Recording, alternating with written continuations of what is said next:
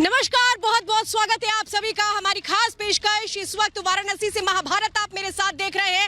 एक तरफ जिंदगी बचाने की जद्दोजहद हो रही है, जल्द से जल्द कोरोना से निजात मिले इसके लिए लगातार काम किया जा रहा है, लेकिन इस बीच कुछ लोग ऐसे हैं जो मुनाफाखोरी की फिराक में हैं, कालाबाजारी कर रहे हैं। रेमडेसिविर इंजेक्शन जो इस वक्त किसी की भी जिंदगी को बचा सकता है, ऐसे में इसकी बाजार में किल्लत हो चुकी है। और किल्लत क्यों हो चुकी है? क्योंकि इस पर कालाबाजारी की जा रही है। वो तस्वीर छत्तीसगढ़ के रायपुर से सामने आई, जहां एक स्टिंग ऑपरेशन में रिपब्लिक भारत के ये खुल करके सामने आ गया कि कैसे रेमडेसिविर इंजेक्शन की खुले आम कालाबाजारी हो रही है, यानी मन मुताबिक दाम वसूले जा रहे हैं उन लोगों से जो मजबूर है।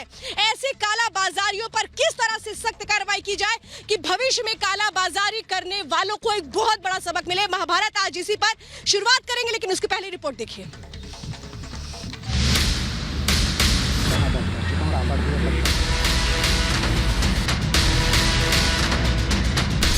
जिंदगी के सौदागरों पर रिपब्लिक का प्रहार। ऑपरेशन रेमडेसिविर से जालसाज बेनकाब। इंसानियत बेचने वालों पर एक्शन का।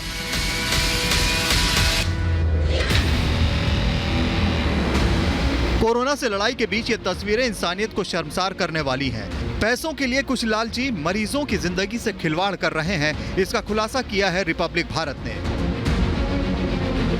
ये तस्वीरें छत्तीसगढ़ की राजधानी रायपुर की हैं। महामारी के दौरान जिंदगी बचाने में रेमडेसिविर दवाई सबसे प्रभावी मानी जा रही है। इसकी मांग को कुछ लोगों ने पैसे कमाने का धंधा बना लिया है। फिलहाल एक मिल जाए मुझे। हाँ, एक मिल जाए मुझे। 3 डोज है, 3 डोज ले लीजिए। कितने में? 16 32, 2 डोज 32 में है। बताऊँ 5 में तीसरा डोज भी आप 16 और जोड़ लीजिए उसमें। कितने में? 16 का एक है। 16 का एक है, अभी मिल जाएगा? हाँ, मिल जाएगा। मतलब वो रेडी टू रेडी? हाँ, आप पैसे बस तैयार रखिए। हाँ, ओरिजिनल है कि नहीं ये भी पूछ। ओरिजिनल है। हाँ, सुना आपने, जिंदगी बचाने वाला डॉक्टर कैसे खुलेआम 3400 रुपए की रेमडेसिविर के 16,000 मांग रहा है। इस कालाबाजारी का काला चिट्ठा आर भारत की एसआईटी ने देश के सामने खोल दिया है। लेकिन ऐसा नहीं है कि ये खेल बस यहाँ तक सीमित है। इस पूरी कालाबाजारी के रैकेट में भगवान कहे जाने वाले डॉक्टर से लेकर वार्ड बॉय तक शामिल हैं। मैं बोला ठीक है, ऐसे करता तो वो 10-10 हज़ार बोलेंगे मैडम। 10-10 हज़ार बोल रहे हैं। 2 का 20 हज़ार लगेगा। 2 का 20 हज़ार। ठीक है, ठीक है ना? ठीक है भैया, मैं आपको मैं पैसे निकाल के लाके अगर हाँ ठीक है ना, पैसा केस नहीं होगा मैडम। ये आपको जल्दी है मैडम, आप जल्दी। पैसे निकालिए, ले जाइए। मैं एक बार डॉक्टर से बात करके अभी मैं आपको अच्छे से बताती हूँ। इन तस्वीरों से साफ है कि इन लोगों को ना तो इंसानियत का लिहाज है, ना कानून का डर। आर भारत के इस खुलासे के बाद रायपुर से लेकर दिल्ली तक हड़कंप मच गया है। छत्तीसगढ़ के स्वास्थ्य मंत्री हों या केंद्रीय मंत्री हर्षवर्धन, सभी कालाबाजारियों पर कड़ी कार्रवाई का भरोसा दे रहे हैं। रेमडेसिविर के संदर्भ में किसी भी प्रकार की कोई अगर होर्डिंग कर रहा है या कोई भी ब्लैक मार्केटिंग कर रहा है, कालाबाजारी कर रहा है, पेशेंट को एक्सप्लॉइट कर रहा है, तो उसके खिलाफ जितनी भी सख्त से सख्त सजा है वो उसको देनी चाहिए। महामारी के समय कोई इस ढंग से कालाबाजारी कर पैसे कमा रहा है, ये तो इससे बड़ा पाप कोई नहीं हो सकता। भले राज्य और केंद्र सरकार रिपब्लिक के खुलासे के बाद एक्शन में है, लेकिन सबसे बड़ा सवाल ये है कि सरकार की नाक के तले कालाबाजारी का ये पूरा रैकेट कैसे खुलेआम काम कर रहा था। जिंदगी बचाने की दवाई आखिर इन लोगों तक कैसे पहुंची? क्या मरीजों की जान से ऐसे ही खिलवाड़ होता रहेगा? तो सवाल आज महाभारत में जो हम करने जा रहे हैं वो बहुत बड़े सवाल है। सवाल ये है कि रेमडेसिविर इंजेक्शन जो मार्केट में अवेलेबल नहीं है, ये कहा जा रहा है डिमांड बहुत ज्यादा है, सप्लाई बहुत कम है, तो फिर कालाबाजारियों तक कैसे ये पहुंच रहा है? पहला सवाल महाभारत में ये होगा आज। तो दूसरा सवाल आज हम महाभारत में करेंगे, महामारी में कालाबाजारी रोकने की जिम्मेदारी किसकी बनती है? कैसे ये ब्लैक मार्केटिंग पर नकेल लगे ताकि वाकई जरूरतमंदों तक ये इंजेक्शन पहुंच पाए, इसकी जिम्मेदारी तय करना किसकी जिम्मेदारी है? सवाल तीसरा होगा महाभारत में, कालाबाजारियों पर अब तक कोई कार्रवाई क्यों नहीं की गई? क्या ये इंतजार किया जा रहा था कि रेमडेसिविर इंजेक्शन की कालाबाजारी शुरू हो? क्या इसका इंतजार हो रहा था जो अभी तक कोई कार्रवाई नहीं की गई? चौथा सवाल महाभारत में बहुत बड़ा सवाल ये कि मरीज की जिंदगी से खिलवाड़ कब तक होता रहेगा। लोग परेशान है, लाचार है, वो कह रहे हैं कि हमें दे दो और पैसे तो तुम चाहे जितना ले लो। क्या इसी मजबूरी का फायदा कुछ लोग उठा रहे हैं? क्या एक तरह से क्या इंसानियत मर चुकी है? हमारे साथ इस वक्त पूरा खास मेहमानों का पैनल है। मेरे साथ इस वक्त सरदार आरपी सिंह जुड़ेंगे, स्पोक पर्सन है बीजेपी के। विनय सिंह मेरे साथ जुड़ चुके हैं, बहुत बहुत स्वागत है आपका। संजीव उनियाल मेरे साथ जुड़ चुके हैं, आपका भी स्वागत है। डॉक्टर रवि मलिक भी मेरे साथ इस कार्यक्रम में जुड़े हुए हैं, आपका भी बहुत बहुत स्वागत है। मेरे साथ सुजाता पॉल है, राहुल लाल है, सतीश प्रकाश है। सबसे पहले डिबेट की शुरुआत में सुजाता पॉल जी आपके साथ और संजीव उनियाल जी आपके साथ करूंगी। सुजाता पॉल जी, कहते हैं जिंदगी बचाना इस वक्त बहुत जरूरी है, लेकिन क्या कुछ लोगों को अभी भी ये लग रहा है कि नहीं, इस वक्त वो पैसे कमा लें अपने भविष्य के लिए? और ऐसे में छत्तीसगढ़ की सरकार क्या कर रही है? कमाल ये है कि इतनी संवेदनहीनता अगर कोई दिखा रहा है तो उस पे हमें स्ट्रिक्ट एक्शन लेना चाहिए। और आपको मैं इस बात के लिए बधाई देती हूँ कि आप इस विषय को सामने लेके आई हैं। छत्तीसगढ़ की सरकार जो कार्य कर रही है, आप जानते हैं कि किस परिस्थिति में हर सरकार कार्य कर रही है। अगर सवाल उठाना है और राजनीति करनी होगी तो मैं ये भी बताऊं आपको कि भारतीय जनता पार्टी के ऑफिस से रेमडेसिविर जो है वो बांटे जा रहे हैं गुजरात में। लेकिन मैं उस पर नहीं जाना चाहती हूँ, जहां पर भी ये गलत हो रहा है वहां पर एक्शन लिया जाना चाहिए, क्योंकि अगर हम सचमुच में राष्ट्रवादी सरकार के तहत इस वक्त रह रहे हैं तो जरूरत है कि हम लोगों की जिंदगी के बारे में सोचें। ये समय राजनीति का नहीं है। आपने इस बात को उजागर किया है। मैं उम्मीद कर रही हूँ कि छत्तीसगढ़ की सरकार तुरंत ही कार्रवाई करते हुए जो गलत कर रहे थे उनके विरुद्ध त्वरित कार्रवाई करके सख्त से सख्त उन्हें सजा देगी।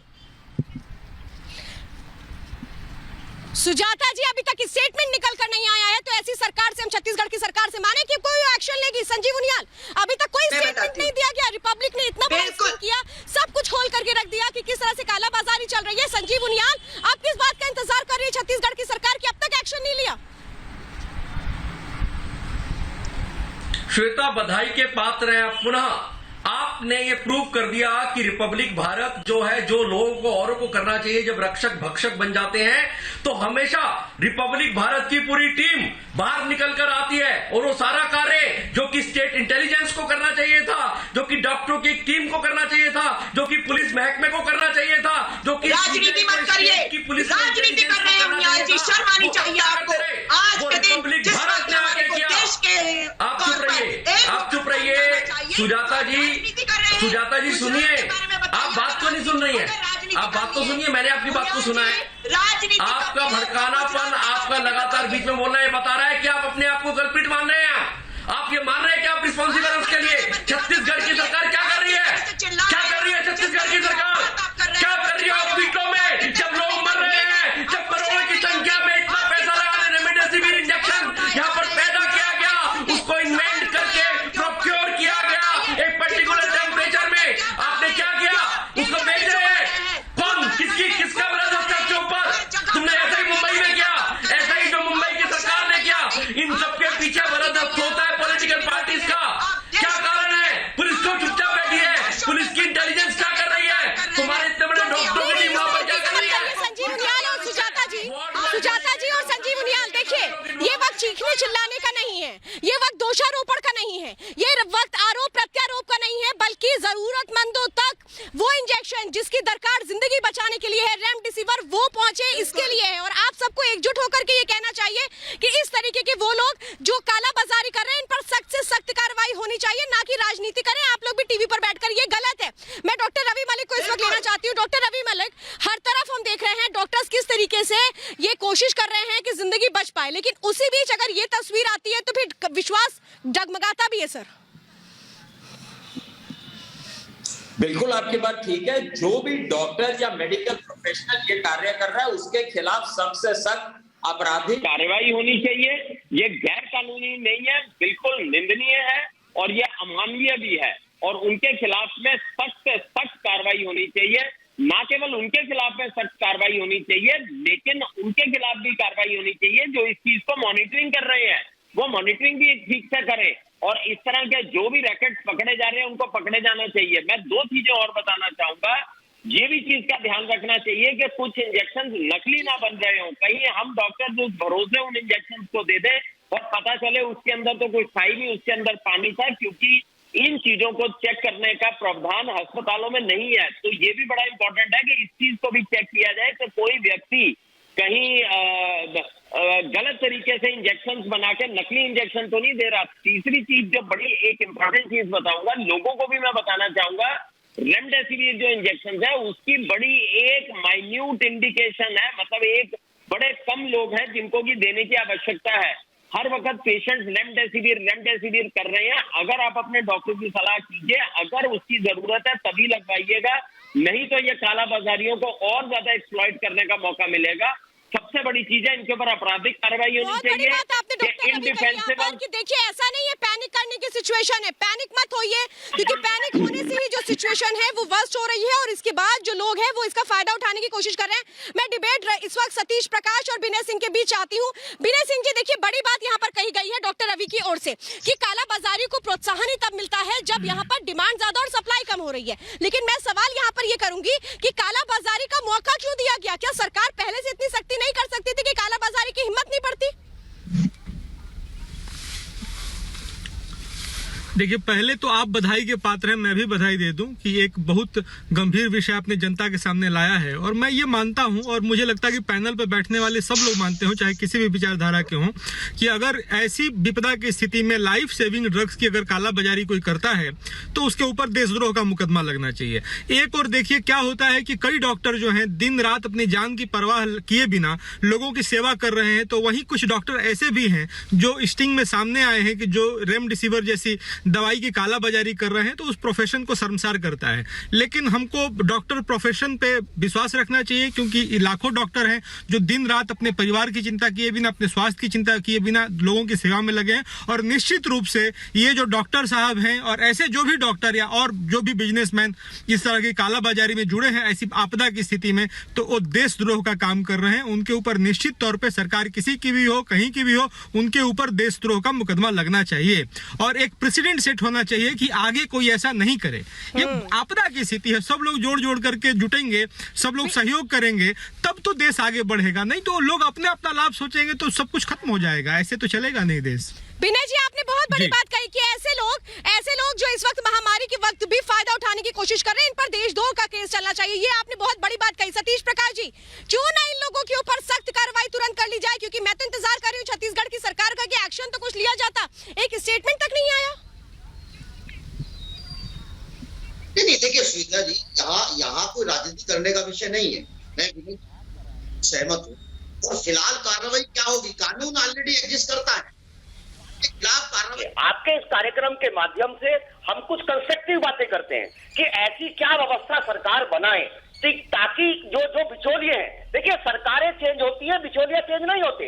किसी भी स्टेट में अगर आप देखेंगे जो बिचौलियागिरी का काम करते हैं, चाहे कांग्रेस की सरकार रहो या बीजेपी की सरकार रहो, उनका काम धंधा करना है, सरकार उनके ऊपर अंकुश नहीं लगाती। और कहीं ना कहीं इस तरह के जो अपराध है वो सरकार के संरक्षण में ही पनपते हैं, चाहे वो छत्तीसगढ़ में पनपे, चाहे उत्तर प्रदेश में पड़ते या किसी भी एक स्टेट में पड़ते। देखिए मैं एक बात बताऊंगा श्वेता जी, कहीं ना कहीं सरकार को अब ये समय आ गया है कि चूंकि ये लाइफ सपोर्टिंग एक दवा है, इसको कहीं ना कहीं आप आधार कार्ड से जोड़ सकते हैं। आपने कोरोना टेस्टिंग को जोड़ा है, इसको आधार कार्ड से जोड़ दीजिए और इसके ऊपर सख्ती मत बरतिए। कोई भी व्यक्ति अगर जाता है, उसकी डिमांड रखता है, आधार कार्ड से देकर के उसको दीजिए। लेकिन जब देने के बाद तो यही वाली बात बोल दी सतीश प्रकाश जी, इस वक्त संकट की स्थिति देश में क्या है ये तो आपसे छिपी नहीं है, ये तो आपसे छिपी नहीं है। इस पर बड़े बड़े प्रवचन देने का वक्त तो मुझे लगता नहीं है। आरपी सिंह जी क्या मेरे साथ जुड़े हुए हैं? अगर आरपी सिंह जी मेरे साथ जुड़े हुए हैं तो आरपी सिंह जी मैं आपसे सीधा सवाल करना चाहती हूँ, सतीश जी के मुंह से एक बार भी छत्तीसगढ़ सरकार का शब्द नहीं निकला, क्यों भाई? राजनीति कौन कर रहा है? आप लोग सीधे सीधे बोलिए ना, छत्तीसगढ़ की सरकार कुछ काम करे। इसको कहने में डर क्यों है? इसको कहने में संजीव उनियाल जी डर क्यों है? संजीव उनियाल जी, बात सुनिए, चाहे वो केंद्र की सरकार हो चाहे बीजेपी की सरकार हो, इनको इसलिए डर है कि इनको पता है कि बोफोर्स से लेकर करप्शन की एक पूरी घड़ी लगा रखी है सरकार ने। जिन लोगों का हाथ हो, सोनिया गांधी के बोफोर्स के पैसे जाया करते थे, ये पूरी सरकार इनके हर देश में हर स्टेट में अपने आप में करप्ट सरकार है। आप देखिए ना कितने सारे कांड, कोल जी और 2G और 4G और जीजा जी क्या क्या स्कैम इनके आते हैं, इनके पास इनको शेयर देना पड़ता है। इसी के राज्य में ऐसा क्यों होता है? बघेल क्या कर रहे हैं? क्या इतनी भयावह स्थिति हो चुकी है? अरे एंटी नेशनल काम है ये, स्टेट इंटेलिजेंस क्या कर रही है? फ्लॉप हो चुकी है। नहीं है, मुद्दा ये है कि हम लोगों की जीवन कैसे बचाएं। रेमडेसिविर जैसी लाइफ सेविंग ड्रग का ब्यौरा होता है, किस केमिस्ट के पास किस हॉस्पिटल में कितनी रेमडेसिविर जा रही है। ड्रग कंट्रोलर जो कि डायरेक्टली स्टेट के रिप्रेजेंटेशन में होते हैं, ड्रग इंस्पेक्टर्स होते हैं, ड्रग कंट्रोलर होते हैं, उनके पास पूरी स्टेट होती है कि ये देसी जो लाइफ सेविंग ड्रग है जो आम जनता को लूट रहे हैं। इस देश में लोगों के पास खाना नहीं है, आप 5-5 लाख रुपए में आप 10 दिन का ट्रीटमेंट करोगे। इनके अगेंस्ट FIR होनी चाहिए और एंटी नेशनल कानून इनके अगेंस्ट लगना चाहिए, इनको तड़ी पर करवा देनी चाहिए। क्या आप बात कर रहे हैं, बिचौलियों की बातें करते हैं। आपने ये कल्चर जो कांग्रेस से लिया बिचौलियों का सरकार, अरे पिछले 7-8 साल में मोदी सरकार में बीजेपी से लोगों का साझा है। अगर वही हॉस्पिटल छत्तीसगढ़ में है तो वहाँ कांग्रेस के लोगों का साझा है। तो ये राजनीति में दलाली की बातें करते हो, ये दलाली सिखाई है क्या कांग्रेस पार्टी ने आपको? ये कांग्रेस पार्टी के लोगों को दलाली है, बिचौलिया। What do you mean by बिचौलिया? शर्म आनी चाहिए आपको। आप कोरोना के नाम पे लूटते रहेंगे। एक आम राहुल लाल को लीजिए डिबेट में, राहुल लाल को लीजिए। सतीश जी, यही तो आप लोग कर रहे हैं ना। मैं यही तो नहीं चाहती ना सर, मैं डिबेट में यही तो नहीं चाहती हूँ कि आप लोग एक सुर में क्यों नहीं हो जाते हैं। मैं यही तो सतीश जी जानना चाहती हूँ, संजीव रियाल जी और सतीश जी, मैं आप लोगों के जरिए यही जानना चाहती हूँ। शायद हर कोई ये जानना चाहता है। मैं वाराणसी के 80 घाट में हूँ, यहाँ के लोग भी ये कह रहे हैं कि भाई ये तो समस्या बहुत बड़ी है, इसमें सबके सुर एक जैसे क्यों नहीं है, आप लोग के सुरताल अलग अलग क्यों है। ये विषय तो ऐसा है ना कि कल को हो सकता है आपके घर में भी जरूरत पड़ जाए इंजेक्शन की, तब आप क्या करेंगे? राहुल लाल जी, सवाल तो यही है ना कि जिस वक्त सबको एक साथ होना चाहिए, सब अलग अलग क्यों नजर आते हैं? क्या मतलब है इनका? राहुल लाल, ये बिचौलिए ले लेके इन्होंने बोफर्स का अरे भाई आप राहुल लाल मेरा नाम है, थोड़ा चुप हो जाइए ना आप। हाँ आपका नाम है राहुल लाल, बोलिए। संजीव रियाल जी, राहुल लाल जी कटान, राहुल जी आप बोले दीजिए। हाँ मैं कह रहा हूँ नहीं, मुझे बधाई मत दीजिए सर, मुझे बधाई सुनने की कोई आदत नहीं और ना ही मुझे बड़ा तकलीफ हो रहा है जब मैं ग्राउंड पे भी इन चीजों को देखती हूँ। श्वेता जी प्लीज बधाई मत दीजिए सर, सुन लीजिए, कुछ करिए, बताइए। श्वेता जी आपने बताइए, सुनिए। हाँ, सुन रही हूँ। मैं बता रहा हूँ कि आपने बनारस से भी एक बड़ी गंभीर रिपोर्टिंग आपने बनारस से भी आज दिन में बड़ी गंभीर रिपोर्टिंग की थी कि वहाँ 250 रुपया का ऑक्सीजन 10-10 हजार में बेचा जा रहा है। तो देखिए डिमांड और सप्लाई में कमी हो रही है। सुन तो लीजिए, अरे छत्तीसगढ़ की बात कर रहा हूँ, सुन लीजिए पहले आपने ये केंद्र सरकार की गड़बड़ी है जिसने डिमांड सप्लाई को, आपको क्या जानकारी नहीं थी केंद्र सरकार को कि आपने दिसंबर 2020 के बाद से उत्पादन क्यों बंद कर दिया रेमडेसिविर का? अब छत्तीसगढ़ की सरकार तो कार्रवाई करेगी ही करेगी, लेकिन केंद्र सरकार कहां कान में तेल डाल के सोई हुई थी? आप देख लीजिए, सारे कंपनियों के लिस्ट को खोल के देख लीजिए। मार्केट में आपको क्या लग रहा था कि पूरे देश और दुनिया से कोरोना जा चुका है? कोरोना था मौजूद पहले से, लेकिन उसके लिए जो तैयारियां होनी थी वो तैयारियां नहीं हुई थी।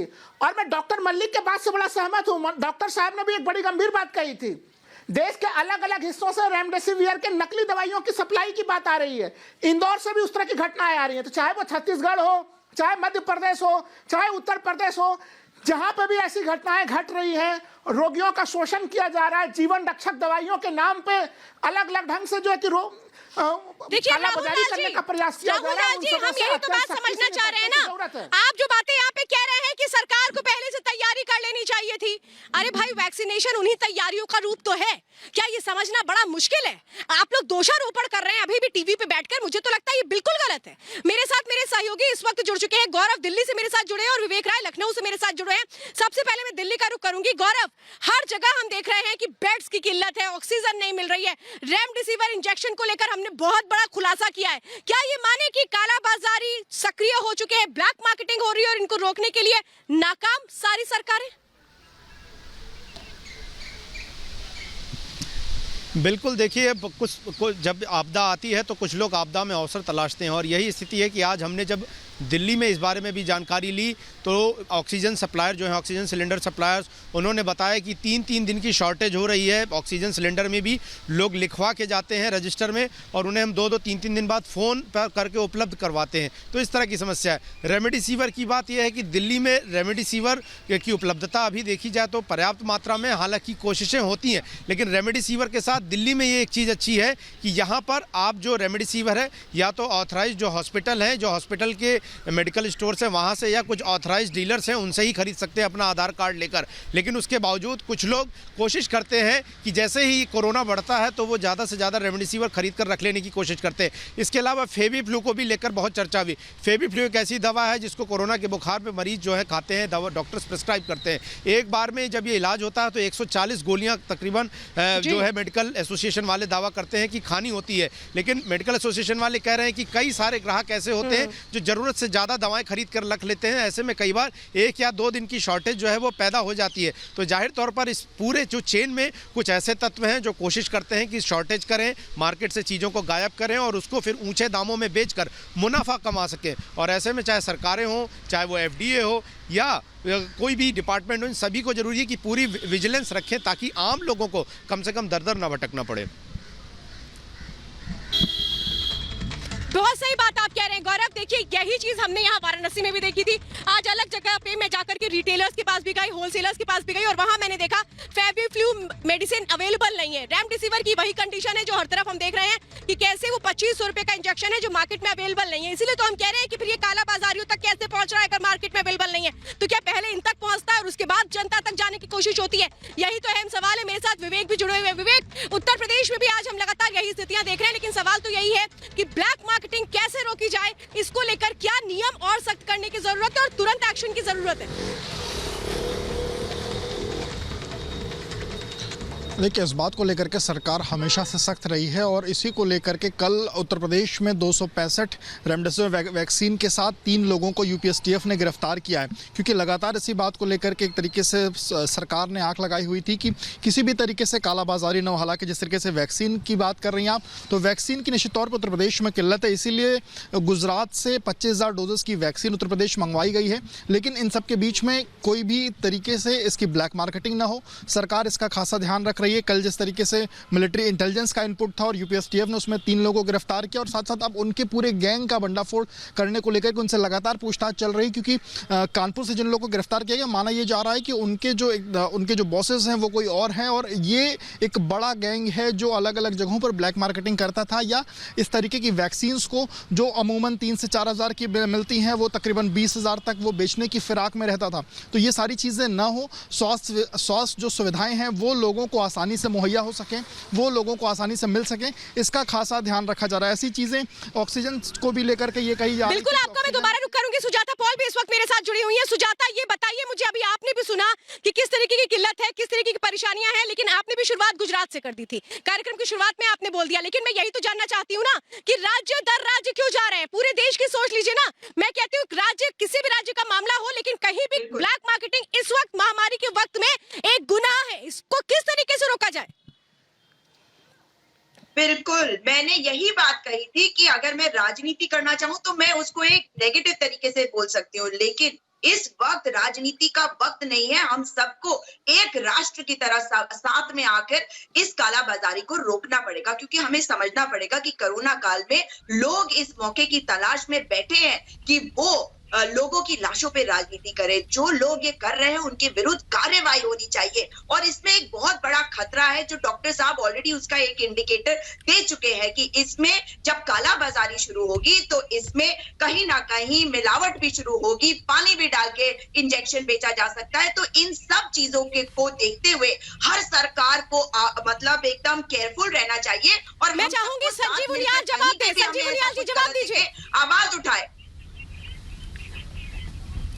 मुझे लगता है श्वेता कि शासनम दंडे, शासन सिर्फ प्योरली दंड से चलता है। चाणक्य कह गया है, अगर सरकार ढीली होगी, अगर सरकार लुपलुपी होगी, अगर बिचौलियों की बात करेगी और अगर मार्जिन की बात करेगी, टोला मनी की बात करेगी तो सब गड़बड़ होगी। और दूसरी बात, drug controller, drug inspector, assistant drug controller एक पूरा तंत्र होता है जो कि आपको पता है लाइफ सेविंग ड्रग को प्रोक्योर किया जाता है एक पर्टिकुलर टेम्परेचर में। उसकी मॉनिटरिंग का मतलब क्या हुआ? स्टेट इंटेलिजेंस या सर्विलांस में कहीं ना कहीं कमी रह गई स्टेट की तरफ से। कह रहे हैं तो देखिए इस मामले में सबको एकजुट होकर के बात रखनी चाहिए, लेकिन एकजुटता नजर नहीं आती। क्या करें?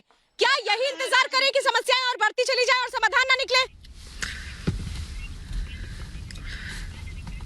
देखिए, ये बात तो सही है कि ऐसे मौके पर राजनीति नहीं करनी चाहिए, लेकिन ये भी बात सही है कि कांग्रेस पार्टी को पीएचडी है घोटालों में कि कौन नए नए तरीके इजाद किए जाए, कहां से पैसा चोरी किया जाए, इसमें कांग्रेस पार्टी की पीएचडी है। खैर, फिर भी मैं मानता हूं कि आप जो कह रहे हैं कि राजनीति नहीं करनी चाहिए, इसमें राजनीति नहीं करनी है, इसीलिए कैसे काला बाजारी की जाए, कौन सा घोटाले का नया फॉर्मूला इजाद क्यों बांटी जा रही है रेमडेसिविर, आप मेरे को ये बताइए। और फिर इसको कोई पार्टी इस देश की कम्पीट नहीं कर सकती। यहाँ केजरीवाल जी की सरकार है, यहाँ भी काला बाजारी हो रही है, लेकिन केजरीवाल जी ने घोटाले का फॉर्मूला कांग्रेस से ही सीखा है। कांग्रेस को कोई कम्पीट नहीं कर सकता।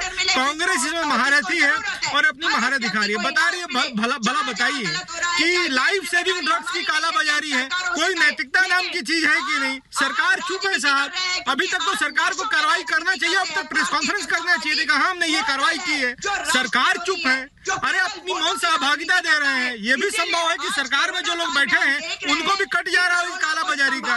लेकिन मैं इस बात से सहमत हूं कि देखिए, राजनीति करने की जरूरत नहीं है और इस समय में उंगली उठाने की सरकारों पर जरूरत नहीं है। मुझे पूरा उम्मीद है कि थोड़ा लेट हुआ है, विलंब हुआ है, लेकिन छत्तीसगढ़ सरकार जरूर निश्चित रूप से कार्रवाई करेगी। नहीं भी करेगी तो भी कोई बात नहीं है। मुझे लगता है रिपब्लिक टीवी ने अपना काम किया है, रिपब्लिक टीवी ने अपना काम किया है और उसको धन्यवाद देना चाहिए रिपब्लिक टीवी को कि इतना बड़ा घोटाला और ऐसे समय में और ऐसी अमानवीय हरकत जनता के सामने आपने ला करके रखी है।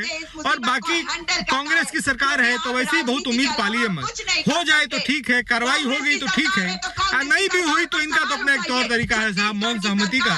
भ्रष्टाचार की जननी है ये पार्टी और नए नए फॉर्मूले अखबार चला के कैसे घोटाला किया जाए, सुजाता पॉल जी आप ये क्या बोल रही है?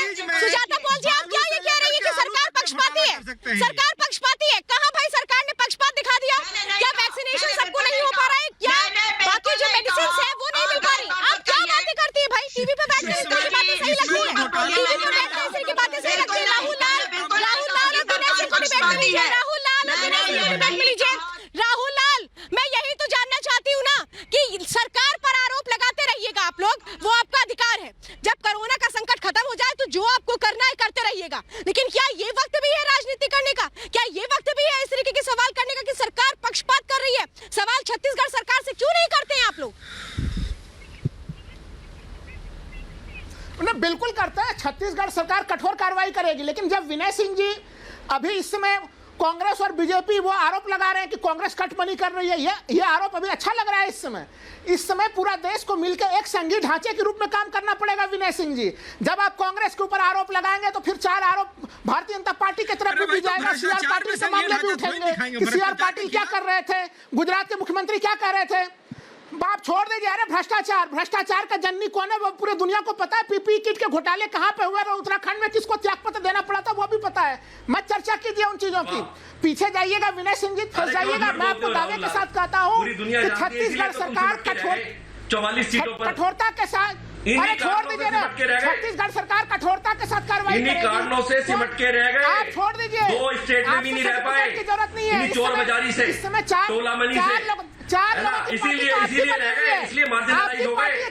शर्म करो, अपनी गुणगान में झांको। पूरी दुनिया आपको उसे राहुल से पूछो जो संसद में बैठ के आंख मारता है, उससे आप कैसा राजनीति करते हो? उसके स्टेट में जो व्यक्ति संसद में बैठ के आंख मारता हो, जिस स्टेट का, जिस पॉलिटिकल पार्टी का अध्यक्ष आंख मारता हो संसद जैसी गरिमामयी जगह पर, उसकी पार्टी के चीफ मिनिस्टर से आप क्या उम्मीद रखते हो? वो ऐसे ही जो लाइफ सेविंग ड्रगों को बेचेगा, उसकी नाक के नीचे बिकेगी, उसकी नाक के नीचे ऐसे ही ड्रग बिकेगी, क्योंकि वो कट मनी लेता है, क्योंकि उसको शेयर मिलता है, क्योंकि उनके पास सारा शेयर जाता है। यही रीजन है राहुल लाल, इसलिए मार्जिनलाइज हो गए हो, इसलिए मार्जिनलाइज। अब तो जाग जाओ, 1,80,000 पर डे केस है, जाग जाओ। पराकाष्ठा पे पहुंच चुका है, 1,80,000 केस है, इसीलिए मार्जिनलाइज हो गए हो। बिना नेता के ऐसे ही जो है तुम्हारी नैया डगमगा रही है, इसीलिए दादागिरी कर रहे हैं तुम्हारे जो एक दो स्टेट्स में चीफ मिनिस्टर है ना, वो करप्शन में लिप्त है, वो टोला मनी लेते हैं, वो लगातार पैसे देते हैं, उसका शेयर पहुंचाना होता है उनको। देखा ना आपने 100 करोड़ रुपए इकट्ठा करने की बात, ये सब तुमसे सीखा है लोगों ने, ये नेहरू से चला। सतीश जी क्या इस तरीके से आपसी लड़ाई से समाधान होगा? मैं सतीश जी को चाहती हूँ डिबेट में लीजिए। सतीश जी मैं आपसे जानना चाहती हूँ से, इस तरीके के आरोप प्रत्यारोप से क्या यहाँ समाधान निकलेगा?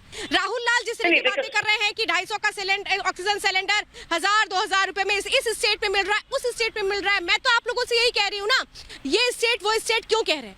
आप कहिए ना, ये हमारा देश है और देश में जो समस्या है वो सबको मिल करके सुलझानी चाहिए। अगर किसी राज्य में, सुनिए पहले, अगर किसी राज्य में काला बाजारी का मामला आ रहा है तो एक जगह इकट्ठे हो जाइए ना आप लोग, बोलिए जाकर सरकार जल्द से जल्द एक्शन ले। क्यों नहीं बोलते? नहीं, बिल्कुल बिल्कुल। देखो श्वेता जी, मैं आपकी बात से सहमत हूँ, ये राजनीतिक चर्चाओं का विषय नहीं है। देखिए आज हम चर्चा ये करेंगे, आप एक इंजेक्शन के बारे में बात कर रही है। वो इंजेक्शन डॉक्टर मलिक चले गए यहाँ से, मात्र कोरोना के 2% लोगों को इस इंजेक्शन की जरूरत पड़ती है, लेकिन जो 97% जो कोरोना पीड़ित लोग हैं उनको ट्रीटमेंट सरकार दे रही है क्या? मैं यहाँ आपके कार्यक्रम के माध्यम से इस देश की सरकारों से सवाल पूछूंगा, आपकी ऐसी क्या मजबूरियां है कि एक शहर में आप 3 या 4, मात्र 3 या 4 आप कोरोना हॉस्पिटल बना रहे हैं ना? आप कोरोना हॉस्पिटल बना रहे हैं ना? कोरोना हॉस्पिटल में कमरा है, की बात हो रही है, 1000 रुपए का कमरा है, एंटी नेशनल बात हो रही है, धोखा देने की बात हो रही है। तुम क्या बातें कर रहे हो? सतीश जी आप मेरे साथ बने रहिए। सतीश जी आप मेरे साथ बने रहिए। अभी आपने सतीश जी ये बात कही कि जो 97% मरीज है कोरोना के, उनको इलाज क्या सरकार दे रही है? क्या अगर सरकार इलाज नहीं दे रही है तो फिर कौन इलाज दे रहा है? जरा आप मुझे ये बता दीजिएगा। इस तरह की बेतुकी बातें टीवी पर बैठकर मत किया करिए। और जिस तरह से मैं लगातार इंतजार कर रही थी कि छत्तीसगढ़ सरकार का स्टेटमेंट आता है या नहीं आता है, इस वक्त बड़ी खबर मैं आपको बता रही हूँ, छत्तीसगढ़ सरकार का स्टेटमेंट आ चुका है। छत्तीसगढ़ के गृह मंत्री ताम्रध्वज साहू ने हमारी सहयोगी सुमी से बातचीत की है और क्या कह रहे हैं वो, जब पोल खोल हो गई तो जरा सुनिए। मिनिस्टर ताम्रध्वज साहू जी, सर यहाँ पर कोविड की सिचुएशन और कोविड के केसेस ज़्यादा बढ़ गए हैं और काफ़ी ज़्यादा बढ़ गए हैं। कहीं ना कहीं लॉ एंड ऑर्डर भी काफ़ी ज़्यादा स्टर्न हो चुका है यहाँ पर। जैसे कि इस बार का लॉकडाउन ही हम देख सकते हैं, लास्ट टाइम के लॉकडाउन के कंपैरिजन में इस बार का लॉकडाउन काफ़ी ज़्यादा स्ट्रिक्ट हो चुका है। सर उसके बारे में बताएं। लॉकडाउन की स्थिति इस समय ज़्यादा सख्त होने के पीछे मुख्य कारण ये है कि पिछले बार शहर के अंदर ज़्यादा था, इसलिए शहरों में लॉकडाउन करने से काम चल गया, और गांव के तरफ ये था, ग्रामीणों में एकाएक नई चीज़ थी तो वो खुद भी सक्रिय हो गए थे और खुद गांव को ब्लॉक कर लिए थे। तो गांव में शासन को अपना एनर्जी ज़्यादा वेस्ट नहीं करना पड़ा पिछले बार, तो एक बड़ी बात रही, इसलिए जल्दी कवर हुआ। और इस बार एक प्रकार से ये कहा जाए कि लोगों में डर इसका समाप्त हो गया, क्योंकि 8-9 महीना इसको फेस कर चुके थे लोग, तो उनको ये नहीं था कि इस बार ज़्यादा भयावह रूप लेके आएगा। लेकिन भय, क्योंकि जैसे एक लाइन की बात हम लोग सब लोग पूरे देश में और पूरा विश्व में कहता है कि दूरी बना के रखो और मास्क लगाओ, सैनिटाइज करो, 3 मुख्य चीज़, पर वही 3 नहीं कर रहा है आदमी। अब वो दुनिया भर का तर्क करेंगे, ये दवाई वो दवाई, ये बेड नहीं है, ऑक्सीजन नहीं, अस्पताल नहीं, लेकिन वो तो बीमार होने की बात है। बीमार ना हो वो काम कर लें तो ज़्यादा अच्छा है ना। अब वो काम तो खुद लोगों को करना है। तो लॉकडाउन की जो वर्तमान स्थिति है उसका बड़ा टाइट करने का कड़ा निर्णय लेना पड़ा। वो यही कारण है कि इस बार गांव में ज़्यादा, और पिछले बार ये था कि 60 साल के ऊपर के लोगों को ज़्यादा इफेक्ट कर रहा है, पर इस बार तो जवान और 10 साल के बच्चों को भी इफेक्ट कर रहा है। पहले वाला था, अभी हम लोग चर्चा कर रहे थे, तो उसमें यह था कि घर में एक को हुआ तो बस वहीं तक सीमित रहता था, लेकिन इस बार एक को हुआ तो पूरा परिवार को हो रहा है।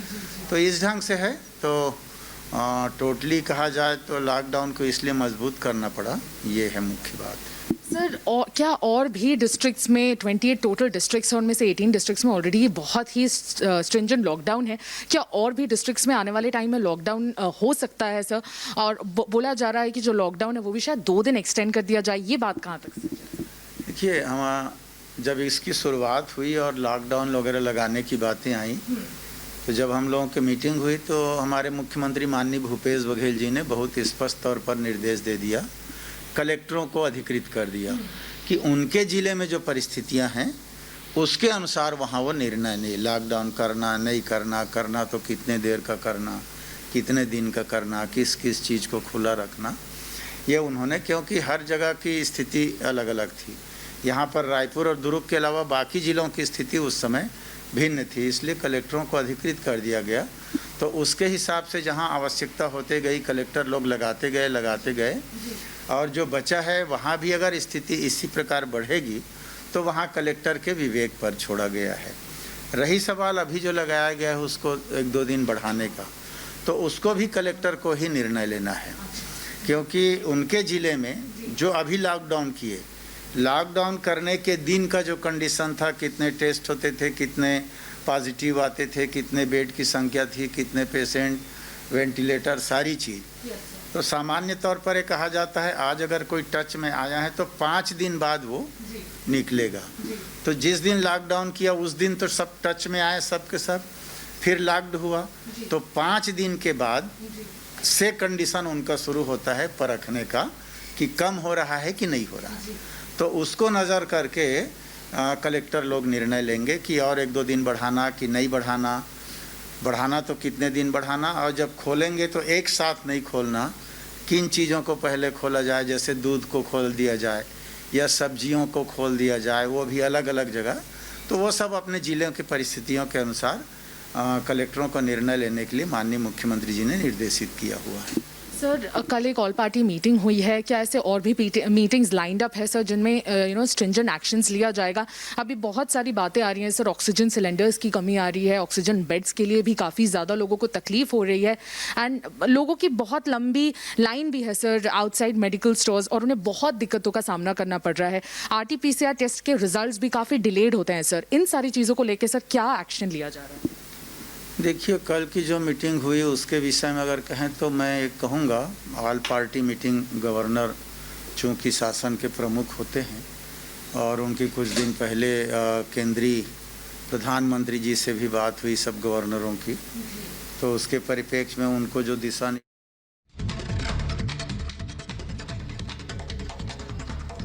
तो ताम्रध्वज साहू किस वक्त आप सुन रहे थे, गृह मंत्री हैं छत्तीसगढ़ सरकार में, और वो बता रहे थे कि क्या कुछ एक्शन लिया जा रहा है। लेकिन सवाल तो यही है कि छत्तीसगढ़ सरकार कब एक्शन लेगी उन ब्लैक मार्केटर्स पर जो लगातार कालाबाजारी कर रहे हैं रेमडेसिविर इंजेक्शन की। हमारे साथ खास मेहमानों का पैनल पूरा जुड़ा, बहुत बहुत धन्यवाद। और अगली बार मैं यही चाहूंगी कि आप सबों का सुर एक हो कम से कम, क्योंकि ये बहुत बड़ा संकट है। ग्राउंड से हम लगातार रिपोर्टिंग कर रहे हैं और हम देख रहे हैं कि इस वक्त स्थितियां क्या हैं। तो महाभारत में वाराणसी से मेरे साथ फिलहाल आज के लिए बस इतना ही।